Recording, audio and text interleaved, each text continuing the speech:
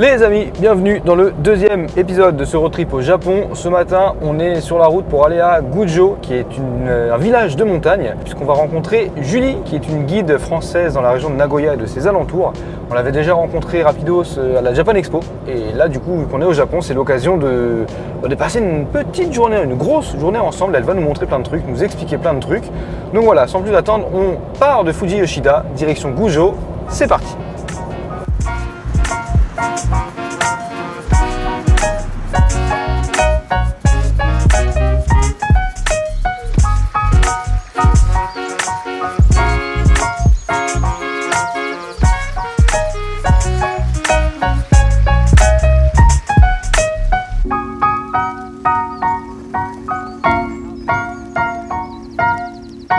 Bonjour, je m'appelle Julie, j'ai 33 ans, je viens de Bordeaux en France. J'habite à Nagoya depuis environ 9 ans et je suis consultante en développement touristique durable au Japon. Et à côté, je suis aussi guide privé, je fais des visites en français et en anglais pour aller à la rencontre d'artisans japonais et apprendre leurs techniques de travail, principalement sur le centre du Japon. On vient d'arriver à Gujo, il est 6h, on est à Reims Max, mais on est trop content d'être ici. On a hâte de passer cette journée avec toi, Julie, enchanté. Bah écoutez, Enchantée. bienvenue à Gujo. Ouais, merci beaucoup. T'as prévu pas mal de petites activités dans la ville, un petit peu plus loin, tu peux nous Déjà dire on tout se ça réchauffe et là Déjà, on on se est réchauffe. en haut, on est au pied du château de Gujo. Et derrière, on va le voir. Ouais. Là derrière il y a du brouillard, mais normalement on espérait voir un beau lever de soleil sur le château. On va aller voir une super cascade qui est en fait au nord de la ville de Gujo, parce que la commune de Gujo est en fait assez étendue, beaucoup plus que le centre-ville. Ouais. Une cascade qui va vous couper le souffle. Ok. Peut-être que ça va même vous griffer les cheveux, je sais pas. Et ben on va voir. On va voir.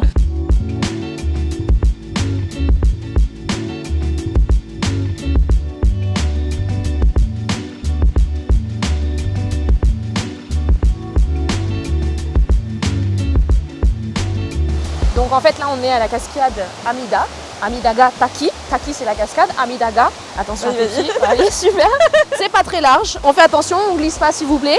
Donc la cascade elle fait 60 mètres de haut, c'est une cascade qui fait partie des 100 plus belles cascades du Japon et elle est géniale à visiter quand vous avez une voiture comme vous avez aujourd'hui. Parce qu'en fait elle n'est pas desservie par les transports en commun. En été, il y a du monde, mais là tu vois c'est l'automne, on a l'endroit pour nous tout seul, c'est genre génial. Ça vaut le coup de la visiter en hiver quand elle est complètement gelée aussi. Incroyable. En fait, c'est pas juste la cascade qui gèle, c'est tout le mur qui devient un gros mur de glace.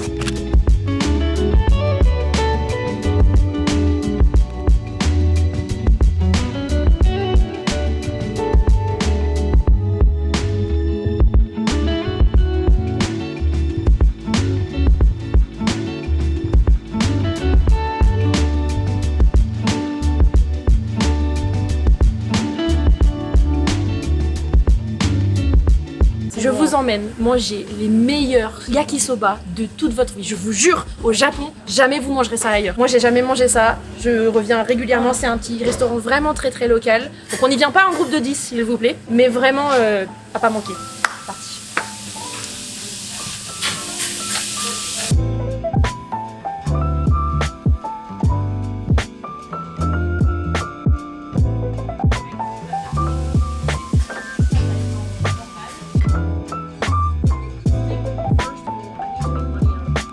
Donc du coup, t'as pris quoi toi? Moi, j'ai fait un okonomiyaki aux légumes. Ok, donc toi tu fais juste pas comme les autres, c'est Bah, très je bien. veux goûter. Ok, on va dans un Comme truc ça, de on partage. yakisoba et de yakisoba. Bon alors attends. C'est yaki. Tu peux voir? Oh, c'est un plaisir coupable. Hein. Ouais, non, c'est vrai, ça déchire, c'est super bon. Le yakisoba, en fait, le concept, c'est que c'est des nouilles qui sont trempées dans l'huile et qui sont après passées sur le grill, de sorte à ce qu'elles soient sautées, à ce qu'elles soient vachement croustillantes. Et celles-ci sont particulièrement croustillantes. Toi, c'est bon ou pas? C'est pas le goût habituel de l'okonomiyaki, mais c'est super bon. On va bien manger. Et puis on vous dit à tout de suite, voilà. Ce qui me plaît le plus dans ma vie au Japon, je dirais que c'est juste la vie quotidienne qui est assez calme, assez simple. Moi qui ai l'air super énergétique, etc. En fait, j'ai aussi toute une partie très calme, un peu antisociale parfois. Et c'est vrai qu'au Japon, on n'a pas forcément besoin de faire du small talk. On n'a pas forcément besoin de dire absolument bonjour à la caissière. Sinon, elle est vénère parce qu'on lui a pas dit bonjour et on l'a pas dit merci. Et ça, au Japon, c'est pas forcément quelque chose dont on a réellement besoin.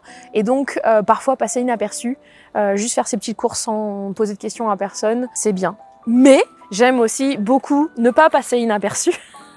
Déjà en France, j'ai toujours eu un look un peu spécial et j'apprécie aussi beaucoup l'effet rockstar. Je pense que beaucoup de gens, il faut être honnête, il faut l'assumer.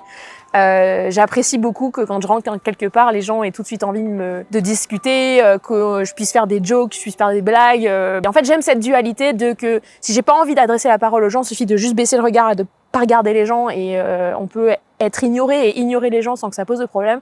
Et en même temps, quand tu as envie d'aller au contact, ils sont quand même vachement friendly et il y a vraiment du retour, quoi. On vient d'arriver à notre hébergement ici à Gujo, l'hébergement que Julie nous a réservé pour la nuit. Ça a l'air absolument incroyable. Le lieu s'appelle Nakashimaya. On va aller jeter un œil à l'intérieur. Je pense que vous n'allez pas être déçus et nous non plus.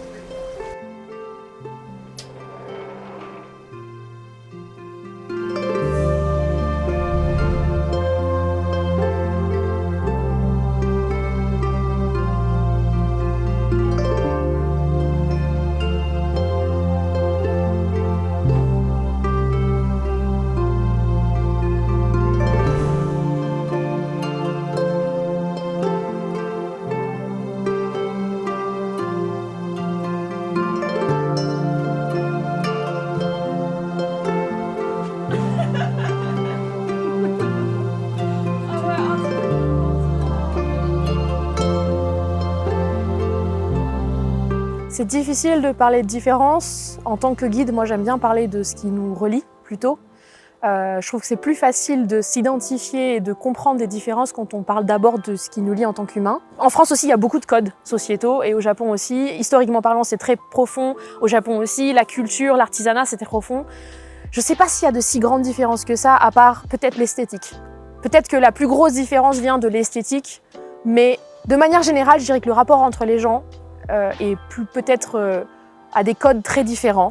Voilà. Je dirais pas que c'est ni plus compliqué ni plus simple, mais les codes sont très différents de là où on vient. Et l'esthétique, ouais, c'est vrai, change beaucoup, je pense.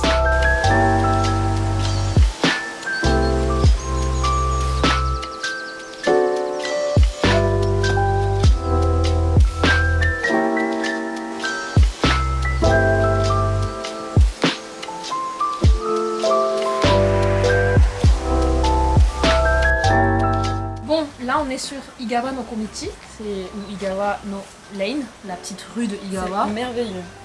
Donc, comme je te disais, de l'eau partout à Gujo, qui vient directement de la montagne, qui est ultra fraîche, dans lequel les gens font leur lessive, ils lavent aussi les légumes. Il y a vraiment plein de choses qui se passent avec l'eau. Encore aujourd'hui? Ouais, encore aujourd'hui. Ce que je te propose, c'est d'utiliser cette pièce. Ouais. Pour faire quoi? Pour faire un truc de fou. Tu mets là. Tu prends ça. Ah, c'est la nourriture pour les poissons. Et ouais. On va nourrir les grosses carpes. Exactement, tu viens de te mettre là-dessous là. Ça va être la foire d'empoigne, je te le dis tout de suite. Vas-y mollo, parce qu'une fois qu'elles vont savoir qu'il y a de la bouffe, elles vont toutes recruter, tu vas avoir des bouches dans tous les sens là. Tu peux venir les toucher. Ah, t'as le droit de les toucher?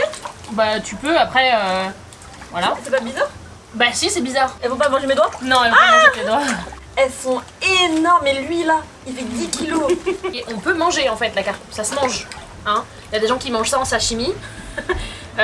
Moi je suis pas super fan, ça a une texture un peu caoutchouteuse et le peu de fois que j'en ai mangé j'ai pas trop aimé. Mais ça reste un animal presque domestique finalement, hein, qui est présent un peu partout à Gujo et donc comme l'eau est très très claire, il y a des carpes en fait. Mais je sais qu'il y a certaines villes au Japon où les maisons ont leur propre carpe à l'entrée, où il y a de l'eau et où ils vont jeter les déchets pour nourrir les carpes. Donc les déchets quand tu... Alimentaires, genre ce que tu mettrais au compost. Donc, pour la petite histoire, les carpes koi, ça veut pas dire carpe koi.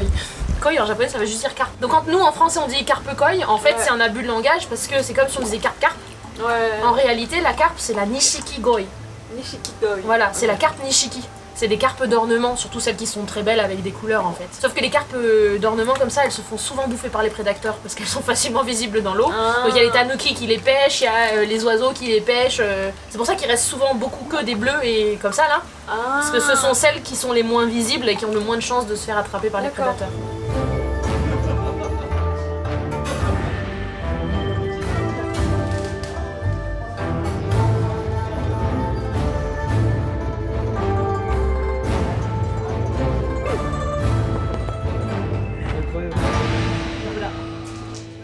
La soba. Ah, Ine.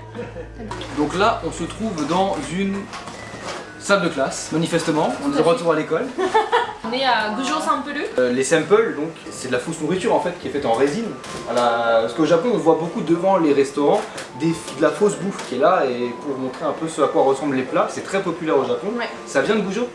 Alors en fait, déjà, tu m'as dit en résine, mais en fait, il y a plein de matériaux différents. Ok. Il n'y a pas que de la résine, il y en a qui Ok. sont faits en résine, et c'est pour ça qu'on peut voir quand il fait super chaud l'été, des fois, il y a dans les devantures, il y en a qui fondent. Ouais, Ah bon ouais, ça- ouais. Il y a des trucs vraiment cool. Après, il y a plein de matières un peu plus modernes, il va y avoir du silicone, il va y avoir du plastique, il y a plein de choses. Maintenant, à Gujo, il y a un monsieur dont j'ai oublié le nom. Sampuruを初めて作った人誰だったっけ名前。Iwasaki. Tout le monde a oublié le nom de l'homme qui a lancé le truc. C'est une honte. Voilà. Donc le papa des samples, il est originaire de Gujo.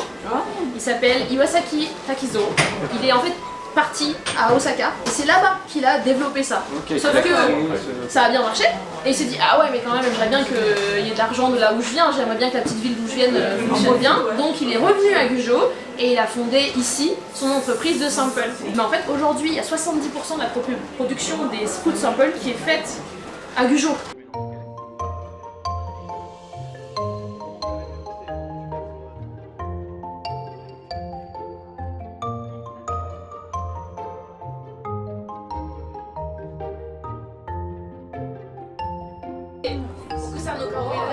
Ils ont fait un set derrière pour faire un table flip de fou avec tous les food samples en fait qu'ils font ici.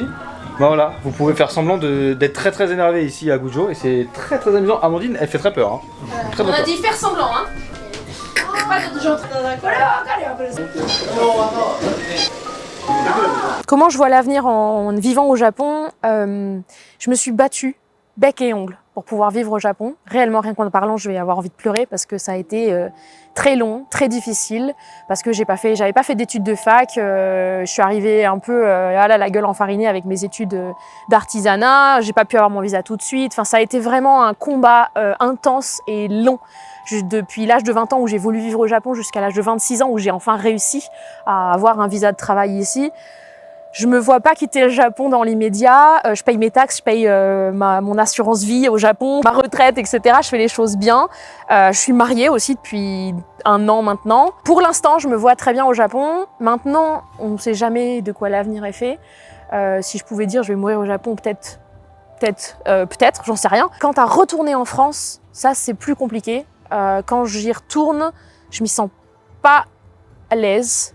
Parce que ça fait maintenant trop longtemps en fait, je pense que je suis au Japon. Pour l'instant, je suis bien là, je fais tout ce qu'il faut pour rester. Maintenant, je sais pas où je serai dans 10 ans, dans 20 ans. Et pour l'instant, je me dis, ça sert à rien d'y penser. Voilà. Donc là en fait on est devant la boutique de Watanabe, son même nom. C'est une boutique qui fait de la teinture à l'indigo et notamment de la teinture de grandes cartes. Tu sais qu'on met dans l'air au printemps pour la fête des enfants et des filles. Cette boutique elle a à peu près, en tout cas l'histoire de cette technique de teinture, ça a au moins 450 ans puisque la ville de Gujo s'est développée à partir du château et ensuite ce qu'on appelle la Jokamachi, donc la ville du château. Il doit y avoir un terme en français que j'ai oublié. Puisqu'il y avait des guerriers dans cette ville, il y avait besoin de... C'est quoi? Je vois pas. C'est quoi? Je fais un grand... Les gens, vous avez Des grands compris? fagnons. Des fagnons, exactement. Il y avait besoin de fagnons parce que souvent les samouraïs, ils ont... Pas les samouraïs, mais en tout cas, il y a certaines classes de guerriers qui portent les fagnons. Et donc les teintures traditionnelles se sont installées dans la ville de Gujo pour pouvoir principalement teindre des choses liées à l'art militaire. Le papa Watanabe était trésor national. Malheureusement, il est décédé, mais il a ses 2 fils qui reprennent le business après lui. On est parti.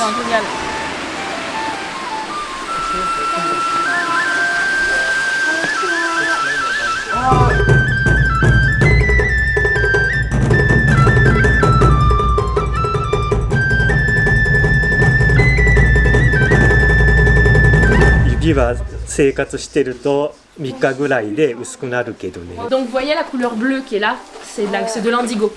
C'est profond comme couleur, hein. C'est très profond. En fait, ça vient d'une plante, l'indigo, dont les feuilles possèdent en fait ce pigment bleu. L'indigo, il suffit en fait presque juste de le mettre dans l'eau et de le mixer avec ses doigts, ça fait du bleu. Pour avoir une teinture aussi profonde qui va durer aussi longtemps, on va faire fermenter la teinture d'indigo. Et c'est qu'une fois qu'elle est fermentée, qu'on va pouvoir avoir un bleu qui est extrêmement profond, qu'on appelle d'ailleurs le Japanese blue, le bleu japonais. Pour nous, Européens, quand on dit Japon, on pense beaucoup au rouge, le rouge des torii, le rouge... En réalité, pour les Japonais, quand on leur demande quelle est la couleur de leur pays, c'est le bleu.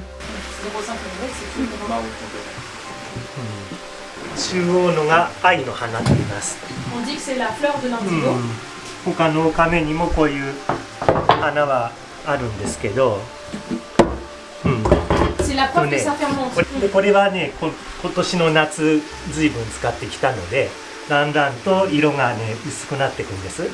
人間と同じで、毎日毎日使うと弱るので疲れてくるので、今日これ使ったら明日はこれ使って、その次の日はこれを使って、その次の日はこれっていう風に、だいたい1回使うと3日間がお休みです。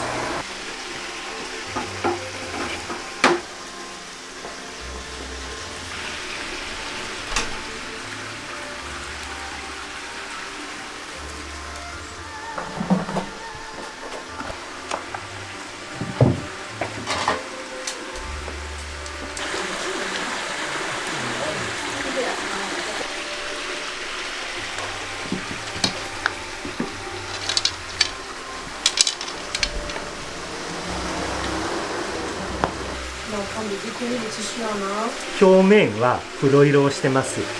でただ液の中は茶色と黄色の間のような色をしてて、それは空気中の酸素に触れて表面だけ、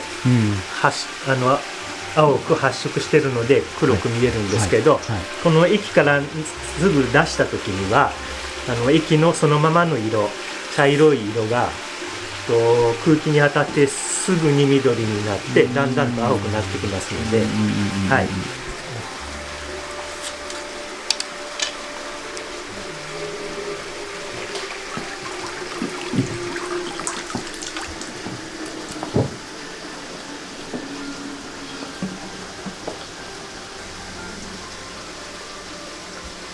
やりますけど。で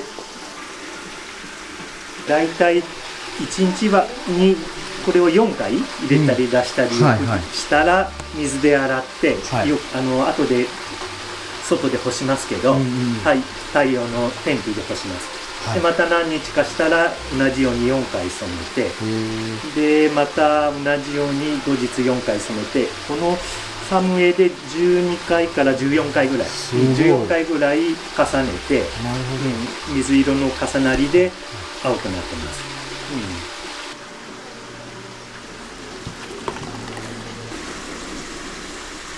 なんかそんな感じ。毎日これは亀を混ぜてあげます。なぜかっていうと、これはお酒とか味噌、醤油と同じで発酵してます。で発酵の状態が悪いと藍の染まりが悪いので、このように1回毎日攪拌して下の沈殿物を浮かせてあげると同時に調子を見てみます。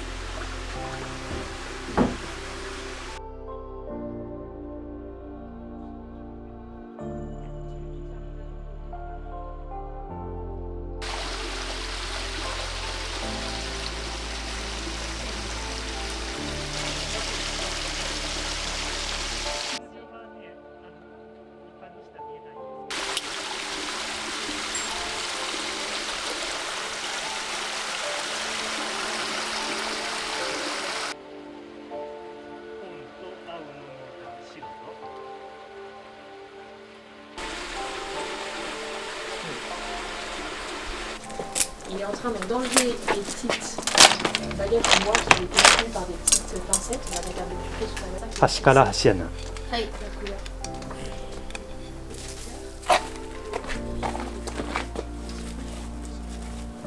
これは竹の先端に針がついている紳士っていう道具です。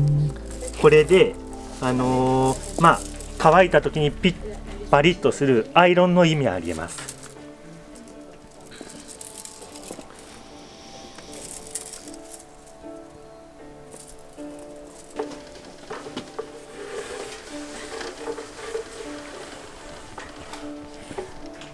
このようにしてのれん、タペストリー、浴衣全部こういうような形で詰めてきます。これで干します。これ反物を干した状態です。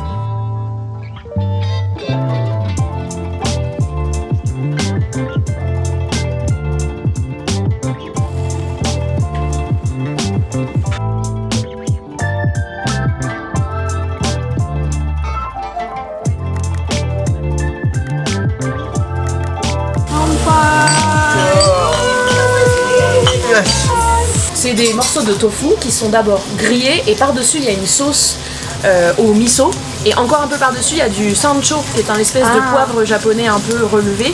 Ça c'est vraiment typique de la région de Gifu aussi. C'est la première fois que je vois ça. Ah ben ça m'étonne pas parce que là pour le coup c'est ultra local. Ouais. En fait, il y a la texture du tofu, il n'y a pas le goût du tofu, parce que le miso il est un peu sucré, caramélisé. Et avec le sancho, ça apporte un léger petit goût de poivre. On mange des mets japonais que je n'ai jamais essayé ailleurs. Du saucisson à l'ail avec des baguettes. On va pas être dépaysé, je pense. Moi, je suis de retour à la maison. C'est très bon, mais je trouve ça ouf que ce soit un truc japonais, que les japonais mangent ça. Ils le font dans la ville. Oui, c'est ça, c'est que les fabricants de ce petit jambon là, ils sont dans cette ville, dans cette bourgade. Donc c'est archi local.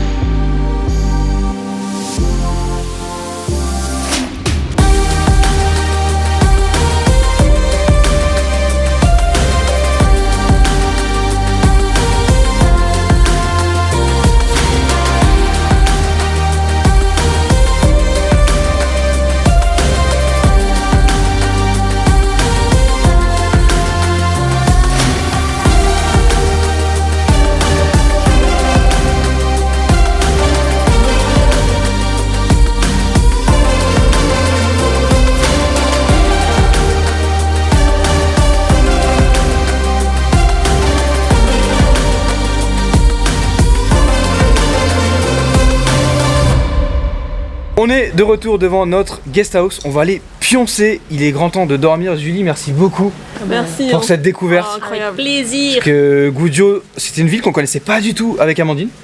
Ah non, j'en avais jamais entendu parler et je ne sais pas pourquoi. Ouais, moi non plus. C'est vraiment une petite bourgade dans la montagne et c'est le Japon que vous avez envie de voir si vous venez au Japon. À Gujo, les gens habitent encore. C'est une petite ville de montagne, mais où il y a des lycéens, il y a des petits enfants qui vont à l'école tous les jours. Il y a des personnes âgées, il y a des artisans, il y a juste des magasins de dépanneurs, quoi, parce qu'il en faut. C'est vraiment pas un décor de cinéma en fait. C'est une vraie ville où les gens habitent et où il fait tellement bon se promener, balader. Franchement, ouais. 2 nuits, 3 nuits, le best.